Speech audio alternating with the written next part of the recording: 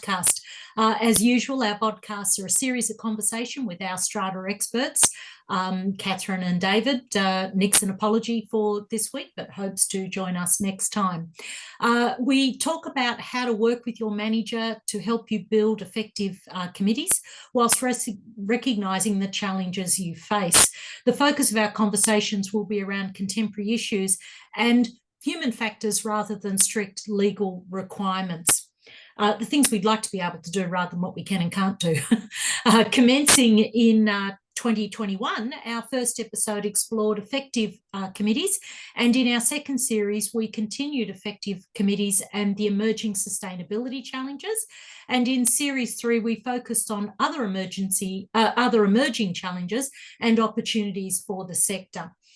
In 24, in this series, we're continuing, of course, to focus always on the importance of committee operations and effective and efficiency and good governance. Sustainability, of course, is not going away, so we're continuing to focus on that as that emerges. A new topic that we will focus on as well is around disaster resilience and how that impacts our strata, and we can be better prepared as well. To review any of those recordings, please go to our website at www.vic.strata.community, and you can look on the Owners Corporation info tile, and you'll find another tile that says Owners Vodcast, and there will be all the recordings for you to look at. Today, we welcome back our regular panel members, Catherine, Lisa and David Hamilton, to our conversation. Our panel members are lot owners, very involved with their communities. Catherine is an experienced multi-storey apartment living dweller with many project improvements and a particular passion for sustainability, and has lived in, 2 states, Catherine, where you've done this, New South Wales and now WA. So is really good to get that balance of different legislation, but effectively, confirming that exactly the same challenges are experienced across Australia, no matter what state you're sitting in, and that the legislation sits there on the side, yes, slightly different, but doesn't, it either is a barrier or you get around it. We work about ways to get around it. And David, also a high-rise dweller, but also a EV expert, and all things building as well, as it turns out. Never ceases to amaze me, all of the wonderful things that David contributes to our conversations. He also is one of the founders of South Bank 3006, one of the emerging residents groups in the city of Melbourne. Welcome to you both, and thank you for joining today. Last month, we discussed the importance of budgeting and how the numbers get on the page and who does what, and clearly there is more to be said about that topic of money management. Certainly after our podcast, we had a very engaged conversation and thought that we should talk more about that. So in today's topic, we are continuing that discussion from last month, and we're having a closer look at the importance of money management through the roles of the committee and the treasurer in particular, as a focus as just somebody who is got a role to maybe look and play in that area. Around Australia, the role of treasurer is a statutory requirement for some committees, whilst others it is not an official office bearer requirement as per legislation. That does not mean that the role of treasurer is not required or could not be appointed by a committee for those without a statutory duty. In Victoria, for example, the Act provides the power to the committee to self-regulate. So under that section, the committee itself could decide and appoint, based on its skill set of what it has or hasn't got, the role of a treasurer, being able to take on and then delegate specific functions or powers to enable that person to do that job properly. Regardless, what all committees, as I've said, have in common is the responsibility to manage the money and exercise due care and diligence when doing so. Of course, having a treasurer take on some of those aspects helps the committee manage that duty. Today, we thought we would look at incorporate how the long-term maintenance plan is is actually used and incorporated in this money management component. How also through Catherine, some experiences that she's got for managing some of the projects that she's done, and tips that will about looking at contracts and checking bills and work orders, and what the strata manager does check and who should. And then just in more recently, we were just having a quick conversation about corporate memory. And I think that's a really important part to sort of start on, which links to this, because so much of what we do in owners corporations is very 12-month based. You know, it's just every year we just examine the things just of the last 12 months. The long-term maintenance plan gives you that ability to look for the further forward, and then so there's a little bit of memory, if you like, there, but there isn't, unless someone's paying attention to it, there isn't any, that corporate memory isn't being captured. David, what's your experience on that and thoughts around that corporate memory, and how could we capture that better, and how important is it? Thanks, Julie. It is a great jumping off point, because the corporate memory about our budget processes, if we think about other levels of government, they present a budget which has a corporate memory in it. It shows you expenditure patterns and patterns for various key indicators over a time frame, and thus whether or not what is being put before you this year it puts it all in a context, and that's on the sort of administrative operating side of things, and as well as issues like energy consumption, and there's a whole area of work. And part of the difficulty, I think, is that most of the administrative systems that OC managers have are just a slice of time. It's this year versus the next budget, or where we are up to year to date, right? So I think somebody needs to take on that role. And the problem with an OC, which changes its membership every year potentially, is that important context of how we have got to today is lost unless somebody sits down and goes back and collects all the history and then builds their own data set. So that's on that side of it. And I think that's really important, and it's a deficiency in a lot of the tools, or the management tools, that are provided to OC managers. So in other words, it's a failing, I suspect, in the accounting systems that are provided. And so the second, and I think the lead into the long-term maintenance plan, it gives you a perspective of what you are supposed to be doing and providing for, and may have done in the past. It, in fact, is a document which rolls on a regular basis. So a long-term maintenance plan, however, is often in OCs is treated. There is this document, and it's the long-term maintenance plan. Then there is another budget, which is our administrative budget, and it's joining both of these processes together, because you may have items that you've had to actually bring forward and do earlier than was projected by a quantity surveyor, or you are able to push out because the expected life is, in fact, turns out to be longer. You don't necessarily just have to go and spend the long-term maintenance plan on an item because, it's in the long-term maintenance plan. And then at an operational level, there is this disconnect. These two items aren't brought together necessarily by the OC manager to present to the committee. And now in Victoria, as we know, if you're a development with 50 lots and above, you have to have a long-term maintenance plan.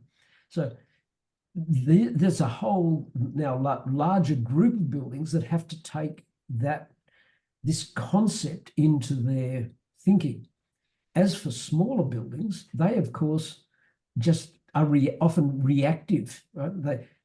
They should have been providing, they should have a plan, they should be doing this integration of why something's failed, how do we fund it out of the maintenance, do we have maintenance, how we fund it, all those issues. But it is the planning and analysis that goes into a budget process and then on a regular monthly reporting basis that is absolutely vital to good management and good governance of the assets of the life that people have to experience. So that's my opening statement, Julie, and I think I think it's something that I'm quite passionate about because the fabric of the asset is the key responsibility is a key responsibility that the committee and the OC manager has to all the members.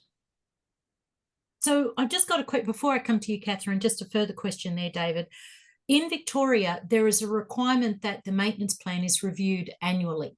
It's part of the reporting mechanism, one of the agenda items on the annual general meeting. So, David, I'm very interested to know from your committee aspect, what do you exactly do? My experience has been that no one reviews the maintenance, like nothing happens. It's just a tick the box item. Yep, like no changes or we spent, or they just use the income and expenditure statement from the maintenance plan to just say we spent this money from the maintenance plan. What do you think? There's no help in the regulations about what a review might be. What do you consider that review? And Catherine, I'm going to ask you then that same question from the perspective of the other two states you've been into, about what that's going to be. What do you consider that review would be annually that you would do? Well, I think that's what I'm sort of alluding to. That is that at the beginning of the cycle of a year, that that the maintenance plan is scheduled a set of work that is supposed to occur in this time frame. That's the first part. And then you say, well, do we need to do that work? And then at the end of the year, you review what you actually did do. So that's sort of like two time slices of life. And included in those reviews are what we are rolling forward, because on our review, these 5 items are supposed to be items for replacement. This is their expected life. No, we think that their life actually will be longer because the state of the review that we've undertaken says they should be pushed out. But there may have been some other items that were further down the track but have had to be brought in. So you're doing these both before and after analysis. The second thing that we do is we actually get the maintenance plan reviewed by the quantities surveyor on a much more regular basis than the normal provisions that the maintenance plan has a total refresh.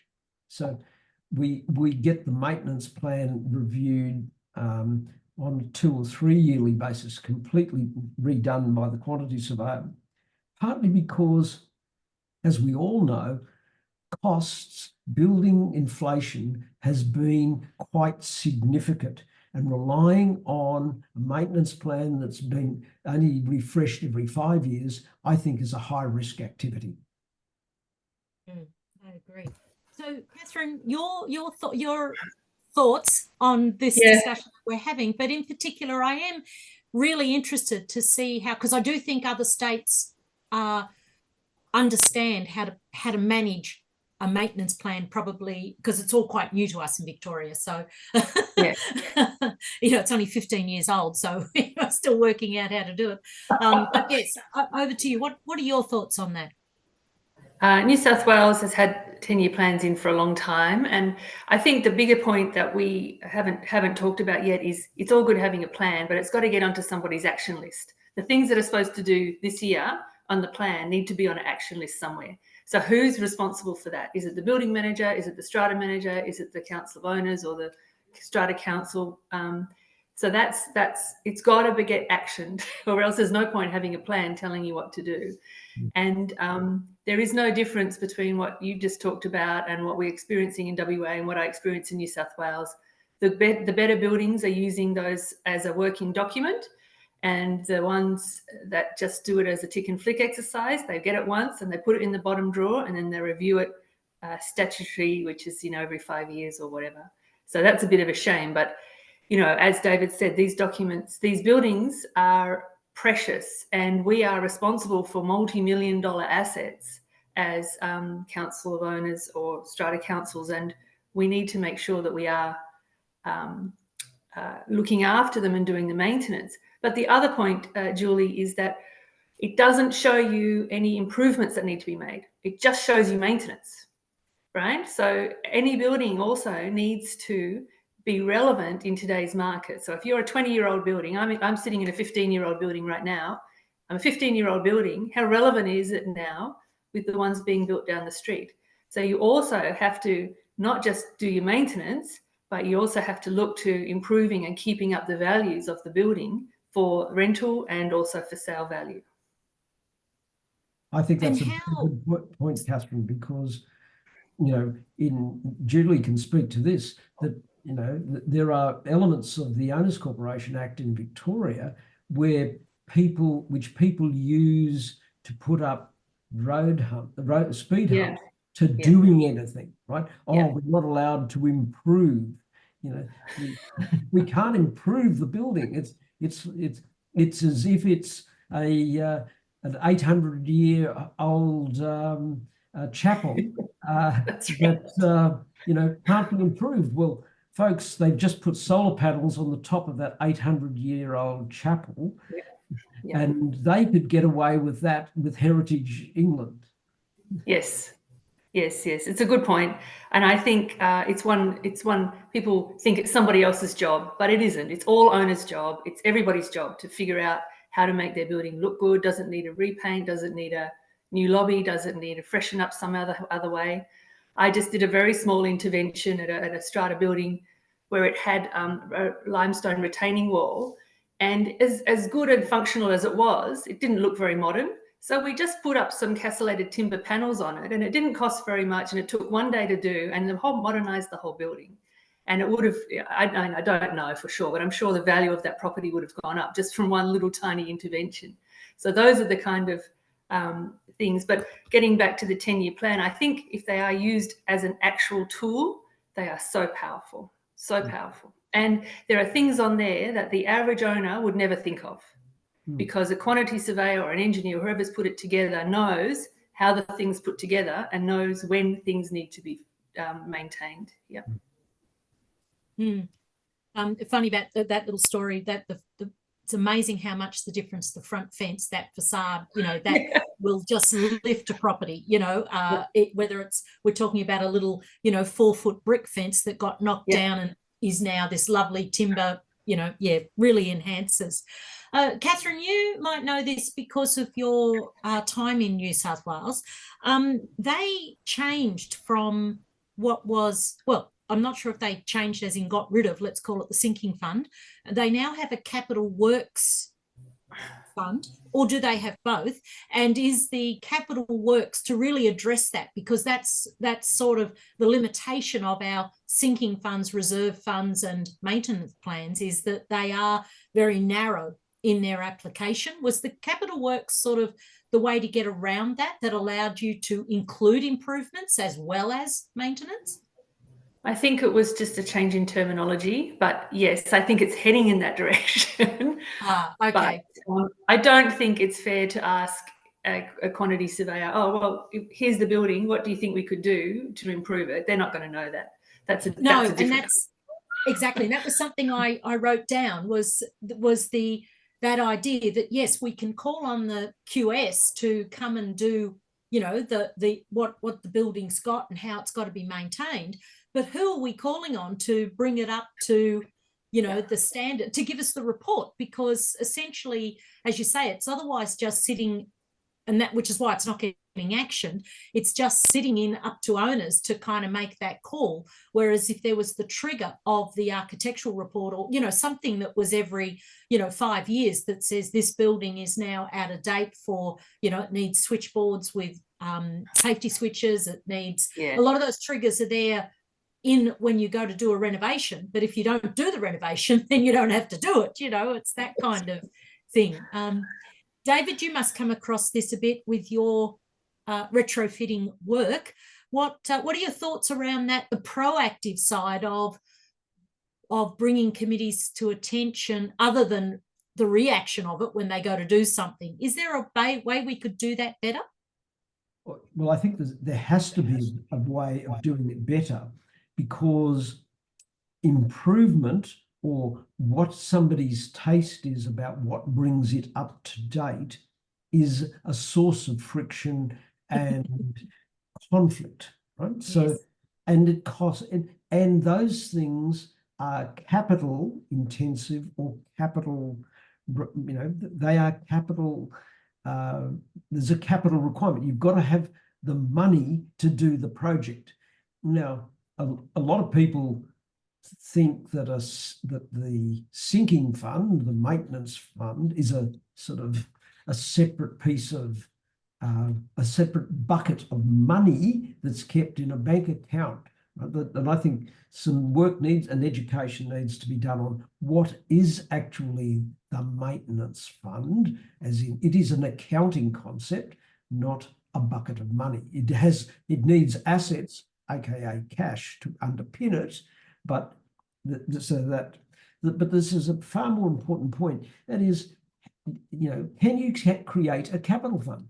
Can an owners corporation committee create of its own right a capital fund, right? Now, and say, right, well, we now have 3 buckets. We've got a bucket called an accounting concept of a bucket called maintenance, sinking, whatever you want to call it, another one for administration, operations, and then another one that is like a for the wish list that people may have going forward. Now, I don't know how you do that, whether you can do it, but it will still be a political activity. It will still be a political fight, because you are asking people to spend money, right? You're asking them to put up the levies that are going to be able to go into this pool ultimately to underpin it. Now, the alternative is, yes, you can have that, and then you have a way of moving from an accounting perspective money from different buckets. And I think, Julie, you and I separately have talked about surpluses. How do you treat a surplus?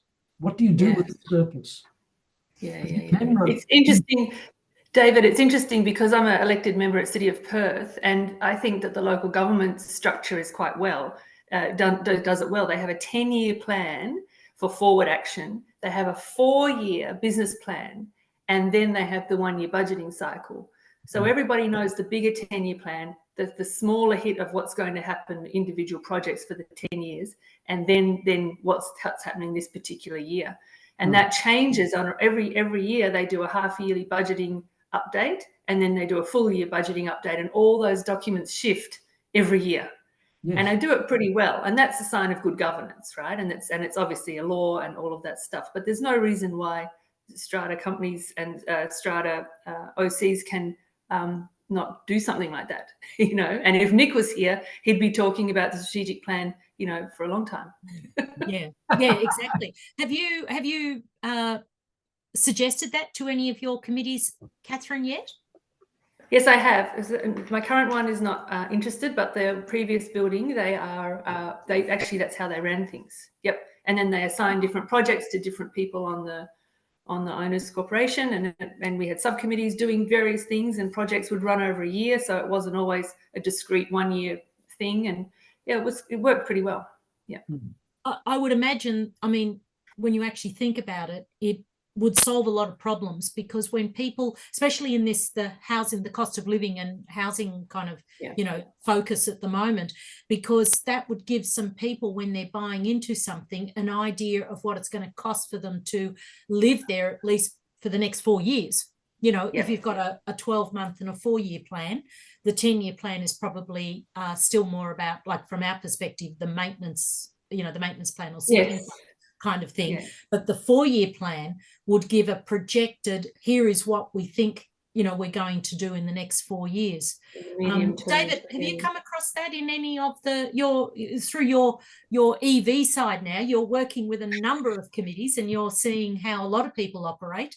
What anything that you've seen that people are doing, you think they're doing well, and that's, you know, something to share or pass on?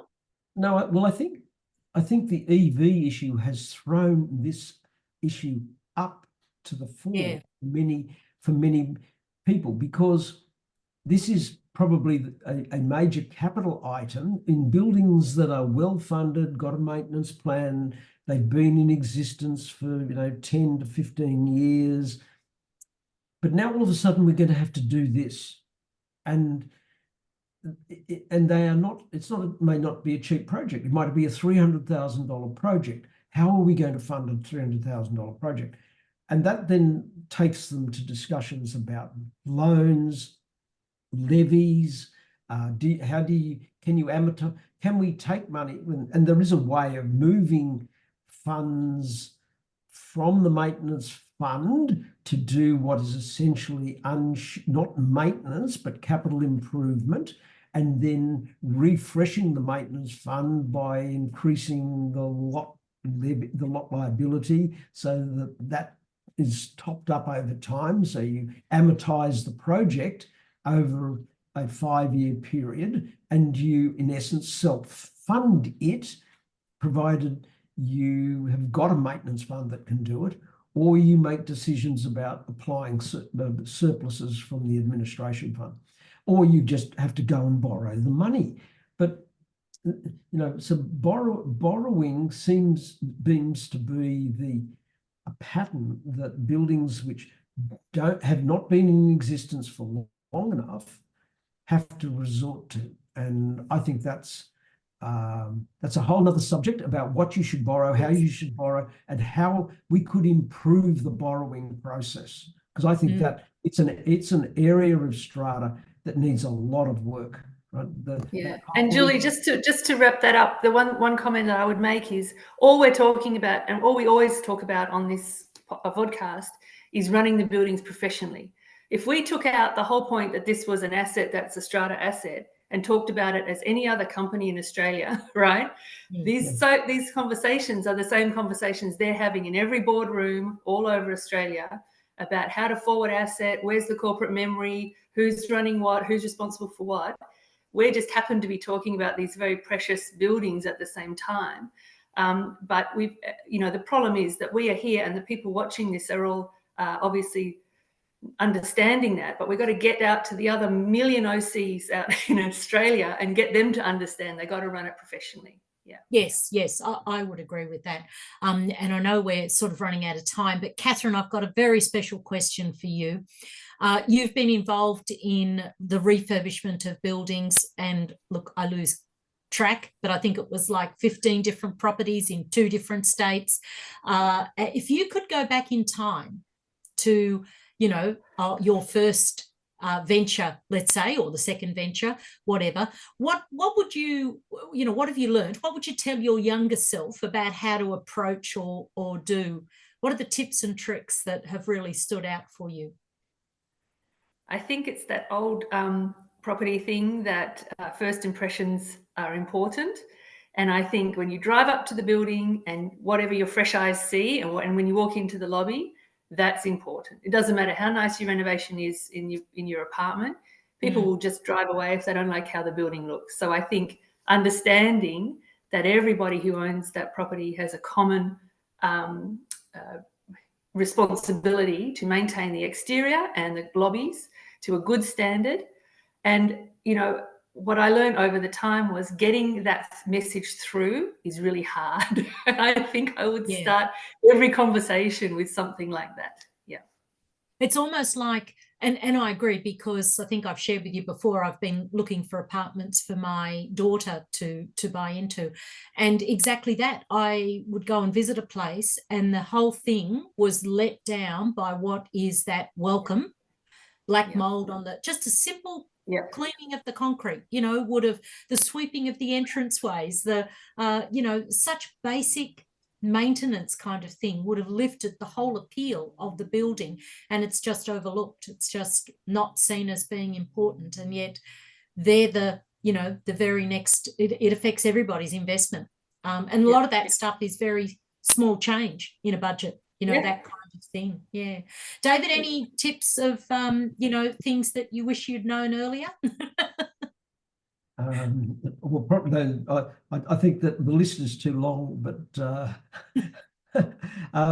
look, I think in terms of being on an OC, I think if I'd known the necessity of getting better tools to an OC manager about just basic things that a company would have, in terms of cash flow management, in terms of, in this whole budgeting thing, the debtor days, right? But you would be surprised how people, I often say that if we failed to pay the OC manager, they wouldn't be able to tell us that our account was X days overdue.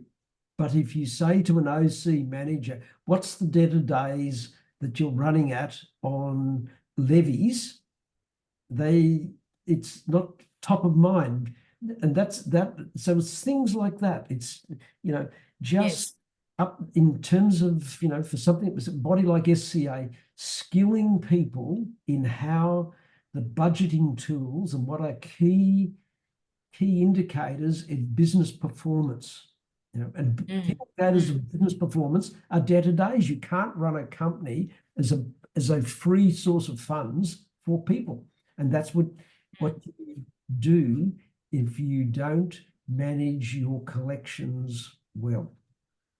So and that does pick up as we finish there. Catherine's same point was that in the company sector, they're all having these conversations and have all of those tools, as you're saying, in terms of that it's got to be professionally managed, and that's lifting the game on that side of it too. It's not just your own company, but it's the each of the portfolio of buildings is a company that has to be managed professionally. Yes. Yeah, would agree. Thank you both again for your time, and thank you everyone for hanging in there and listening to our vodcast. Great to see you all again, and we will see you next month. Thank you very much. Thanks. Bye everyone. Thanks, Julie. Thanks, Catherine. Thanks, David.